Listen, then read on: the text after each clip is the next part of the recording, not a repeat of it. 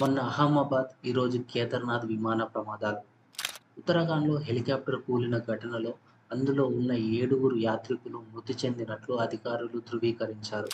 కేదార్నాథ్ ధామ్ నుంచి గుప్తాకాశీకి బయలుదేరిన హెలికాప్టర్ రుద్రప్రయాగ్ జిల్లాలోని గౌరీకుండ్ ప్రాంతంలో కూలిపోయింది.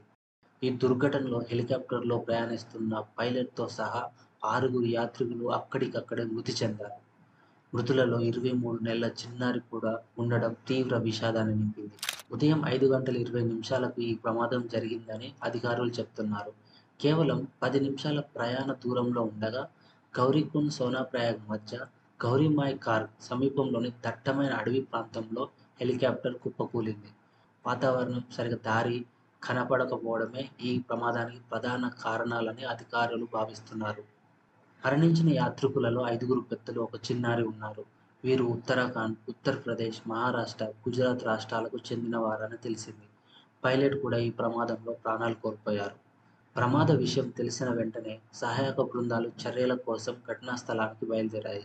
ప్రమాదం జరిగిన గౌరీమాయ్ ఖార్గ్ అటవీ ప్రాంతం చాలా దట్టంగా ఉండడం, అక్కడికి చేరుకోవడానికి సరైన మార్గం లేకపోవడంతో సహాయక చర్యలకు ఆటంకం కలుగుతుంది. ఈ దుర్ఘటనపై ఉత్తరాఖండ్ ముఖ్యమంత్రి పుష్కర్ సింగ్ ధామీ తీవ్ర దిగ్భ్రాంతి వ్యక్తం చేశారు. మే 2న కేదార్నాథ్ ఆలయ ద్వారాలు తెరిచినప్పటి నుండి ఇది 5వ విమాన ప్రమాదం. జూన్ 7న కూడా ఒక హెలికాప్టర్ టేకాఫ్ సమయంలో సాంకేతిక లోపంతో రుద్రప్రయాగ్ గౌరీకుండ్ రహదారిపై అత్యవసరంగా ల్యాండ్ అయింది. ఆ సమయంలో హెలికాప్టర్ వెనుక భాగం పార్క్ చేసి ఉన్న కారును ఢీకొనగా సమీపంలోని భవనాలకు అత్యంత దగ్గరగా వచ్చింది. అదృష్టవశాత్తు ఆ ఘటనలో 5గురు యాత్రికులు సురక్షితంగా బయటపడగా పైలట్‌కు స్వల్ప గాయాలయ్యాయి.